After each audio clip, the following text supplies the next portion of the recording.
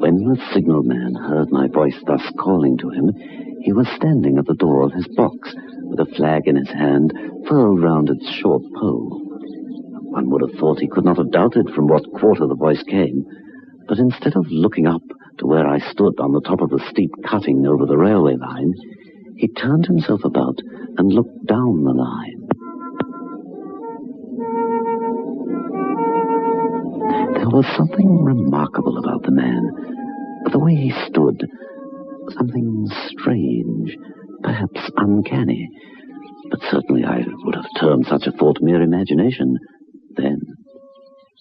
I know now what was remarkable about that man, and even though years have passed, I still see his figure, foreshortened and shadowed, down in the deep trench, my figure high above him, so steeped in the glow of an angry sunset that I shaded my eyes with my hand before I saw him at all. Hello, below! Is there any path by which I may come down and speak with you?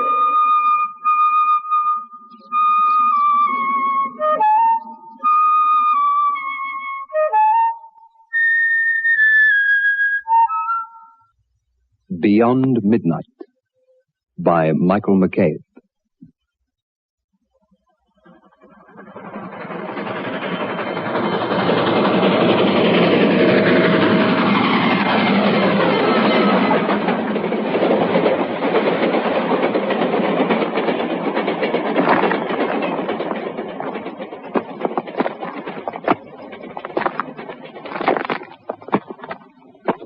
I climbed down and approached the man. He stood now with his left hand at his chin, his right hand across his breast. His post was in as solitary and dismal place as ever I saw. There was an earthy, deadly smell, and little sunlight penetrated down to the line and signal box. The gloomy entrance of the black tunnel yawned. I stopped a few feet in front of the man, and suddenly he stepped back and raised his right hand. There was something in the man that daunted me. This is a lonesome post to occupy. A visitor, I should think, must be a rarity, yes? I looked down from up yonder and felt a need to come down. Signal boxes have always riveted my attention. He directed a most curious look towards the red light near the tunnel's mouth. The light is in your charge, is it not? Don't you know it is? A monstrous thought came into my mind. This was a spirit, not a man. I stepped back, but then I detected in his eyes some latent fear of me. You look at me as if you had a dread of me. I was doubtful whether I'd seen you before. Where? There. By the light. There? My good fellow, what should I do there? Well, however be that as it may, I never was there, you may be sure of that. I've always had a fascination for railways and their workings. If it would not disturb you, may I prevail upon you to show me over your box? Of course, sir. Come this way, sir, come this way. Thank you. Come this way, sir, please.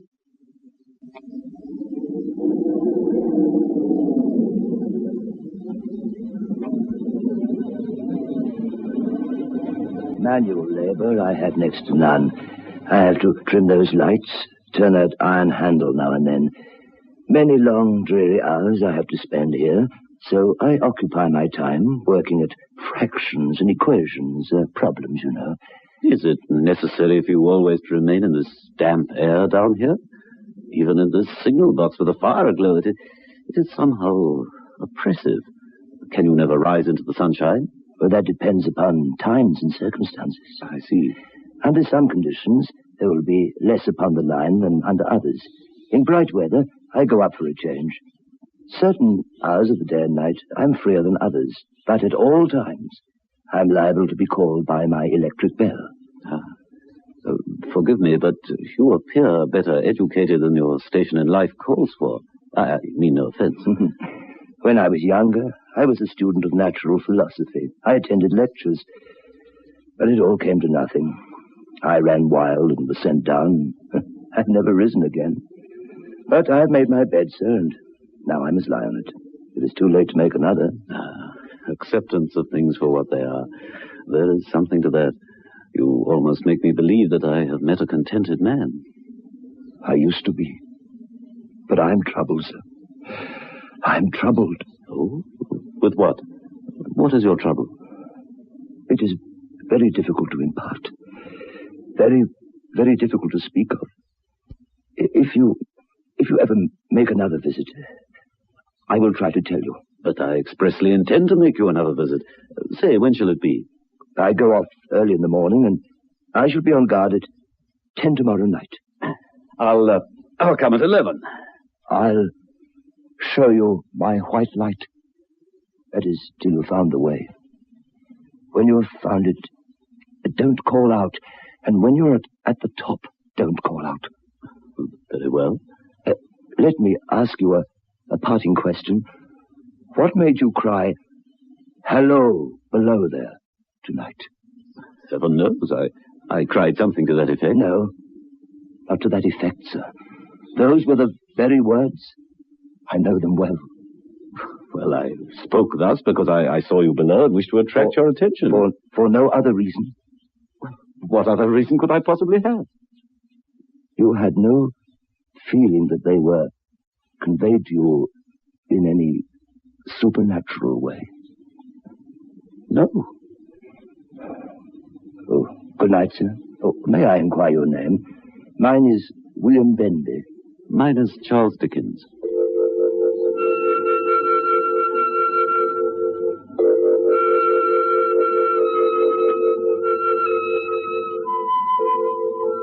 There was something singularly peculiar about the man. Of this I was sure, and I could hardly wait the time before I could speak with him again.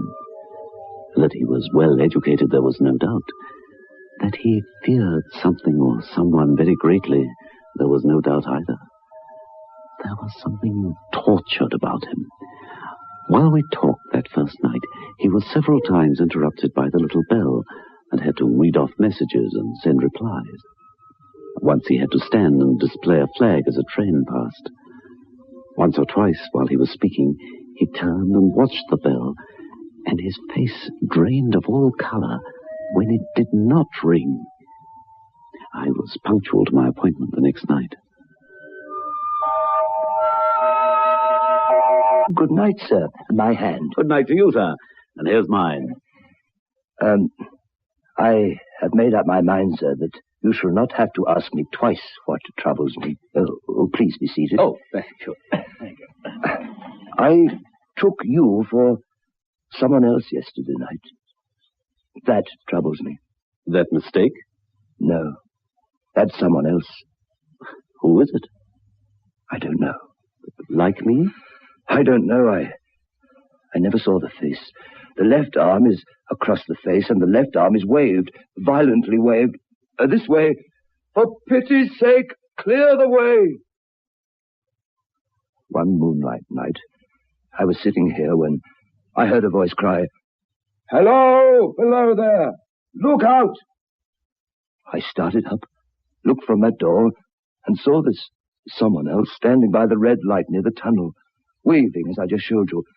The voice seemed hoarse with shouting, and he cried, "Look out! Look out!" And then again, "Hello, below there! Look out!" I caught up my lamp, turned it on red, and ran towards the figure. "Hello! Below there! Look out! Look out! What's wrong? What has happened? Where? Hello! Below there! Look out!" The figure just stood in the blackness outside the tunnel. I advanced so close upon it that I wondered at it keeping the sleeve before the eyes. I ran up to it and had my hand stretched out to pull the sleeve away when it was gone. Into the tunnel? No. I ran into the tunnel 500 yards. I stopped and held my lamp above my head and saw the figures of the measured distance and saw the wet stains stealing down the walls and trickling through the arch. I ran out again, faster than I had run in, for I had a mortal abhorrence of the place upon me, and I looked all around the red light with my own red light, and I went up the iron ladder atop of it, and then I came down again and ran back here. I telegraphed both ways. An alarm has been given. Is anything wrong? An alarm has been given. Is anything wrong? All well. All well. An alarm has been given. Is anything wrong? All well. All well. An alarm has been given. Is anything wrong? All well.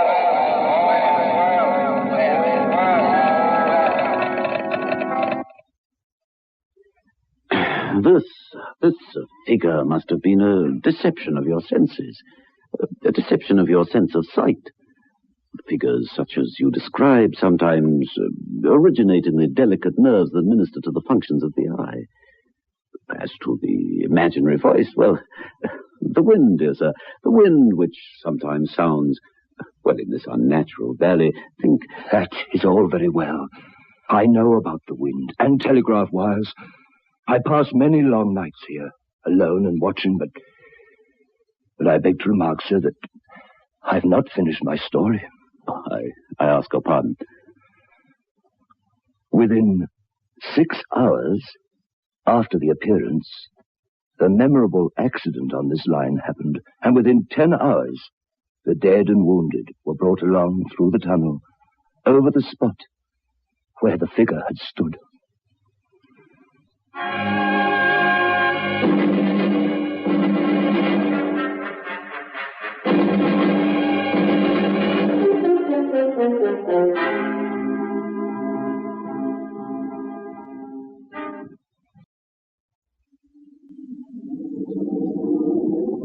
Within 10 hours, the dead and wounded were brought along through the tunnel over the spot where the figure had stood.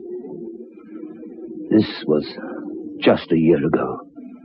6 or 7 months passed, and I had recovered from the surprise and shock when, one morning, as day was breaking, I, standing at that door, looked towards the red light and saw the spectre again. Did it cry out? No, it was silent. Did it wave its arm? No. It leaned against the shaft of the light, with both hands before the face like this. Like an action of mourning I've seen in stone figures on tombs. Did you go up to it? I came in and sat down, partly to collect my thoughts, partly because it had turned me faint. When I went to the door again, daylight was all around me, and the ghost had gone. Ghost? That very day, as the train came out of the tunnel, I noticed at a carriage window on my side a confusion of hands and heads. I saw it just in time to signal the driver, "Stop." He shut off and put his brakes on, but the train drifted past here, 150 yards or so. A beautiful young lady had died instantly in one of the compartments, and she was brought in here to the box and laid there on the floor between us. True, sir. True. Precisely as it happened. So I tell it you. Now, sir, mark this and judge how my mind is troubled.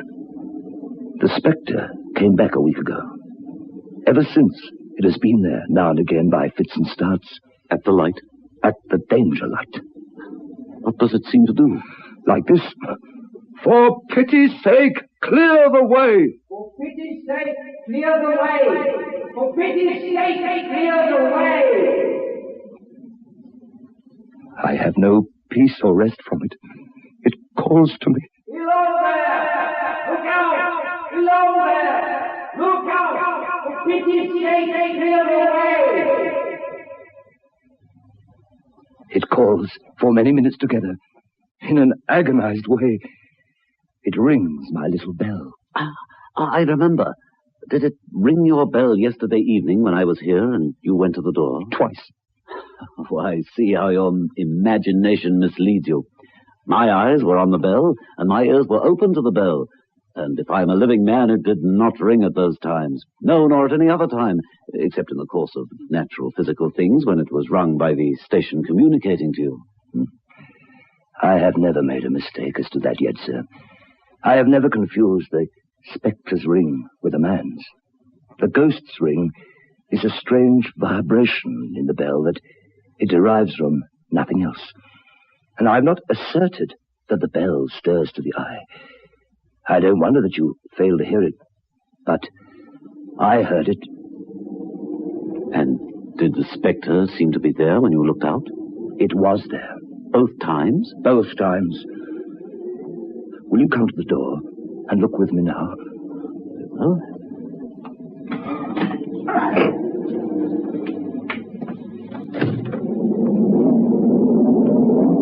I saw the danger light and the dismal mouth of the tunnel. The high, wet stone walls of the cutting. There were stars in the sky. Do you see it? No. It is not there. Agreed.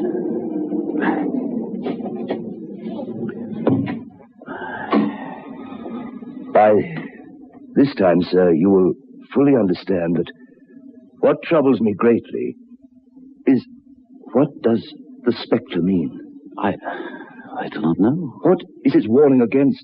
What is the danger? Where is the danger? There is danger overhanging somewhere on the line. Some dreadful calamity will happen.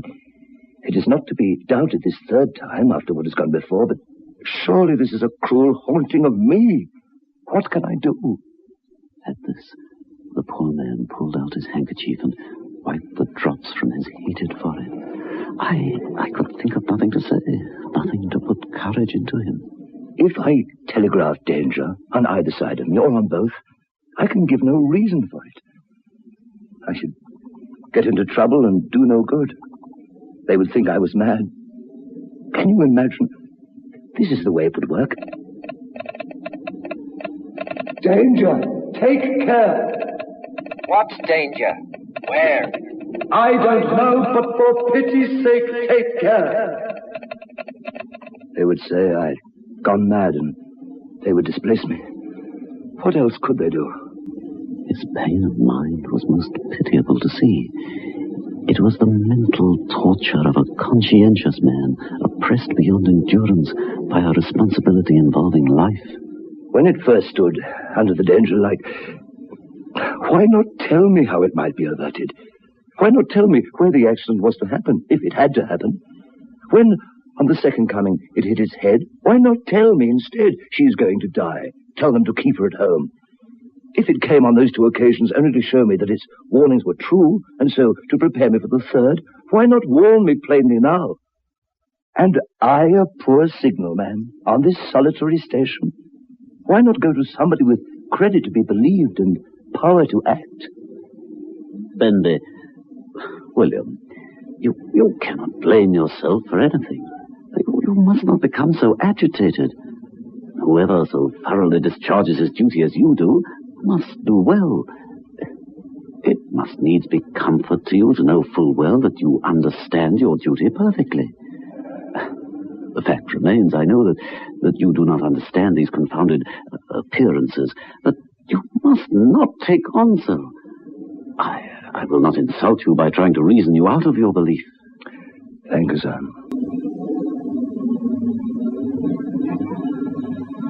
I left him at 2 o'clock that morning.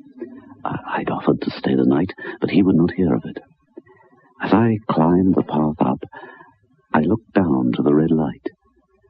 I did not like it. I knew full well I should not sleep sound if my bed were under it. Nor did I like the two sequences of the accident and the dead girl. I wondered how I ought to act. I knew the man to be painstaking, vigilant, and although in an inferior position, he held a most important trust. How long, with his mind as it was, would he remain to execute this trust with precision, I wondered. I resolved to accompany him to the wisest medical man in those parts and to take his opinion. Something told me that it would be most treacherous to communicate all that the signalman had told me to his superiors. It might well cost him his living. A change in his time of duty would come round next night, he had informed me. He would be off an hour or two after sunrise, and on again soon after sunset. I had appointed to return accordingly.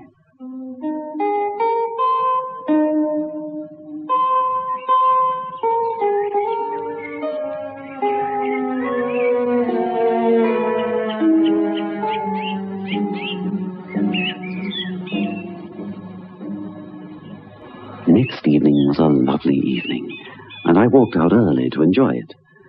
The sun was not yet quite down when I traversed the field path near the top of the deep cutting. I would extend my walk for an hour, I said to myself, half an hour on and half an hour back, and it would then be time to go to my signalman's box.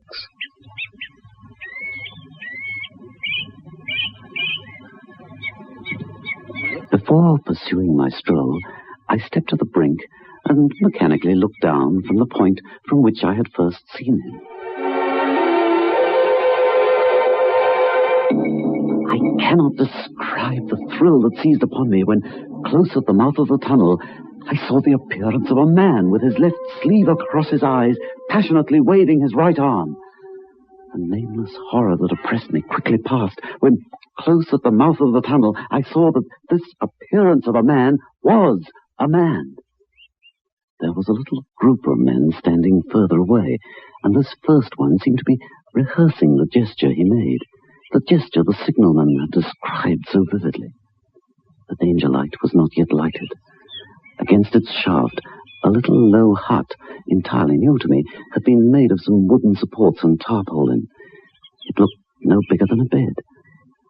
I descended the path with all the speed I could muster. Hello! Hello! What is the matter? What has happened? Signalman, killed this morning, sir. Not the man belonging to that box. Yes, sir.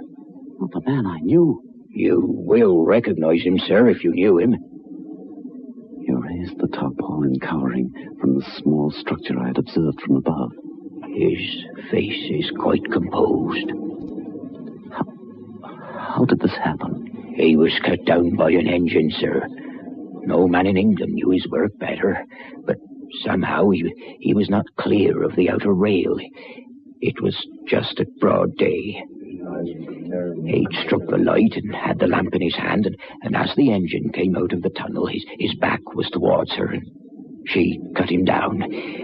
That man drove her and was showing how it happened. Show the gentleman, Tom. Well, coming round the curve in the tunnel, sir, I saw him at the end, like as if I saw him down a perspective glass. Well, there was no time to check speed, and I knew him to be very careful.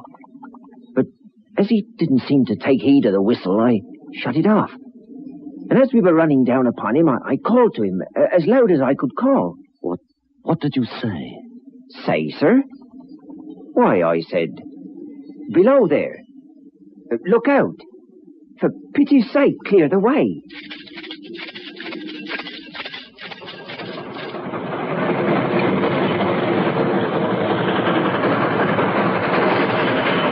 Below there! Look out! Look out! For pity's sake, clear the way! Come on, look out! For pity's sake, clear the way!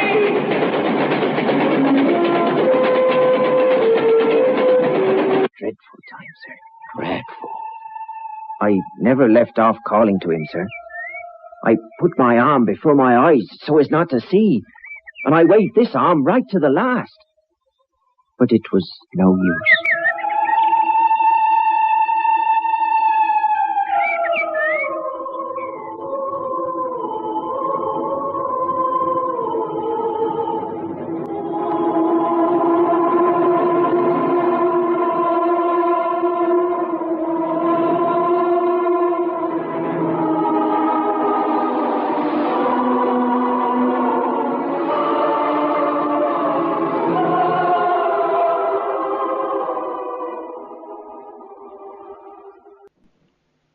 Beyond Midnight is presented every Friday night at 9:30.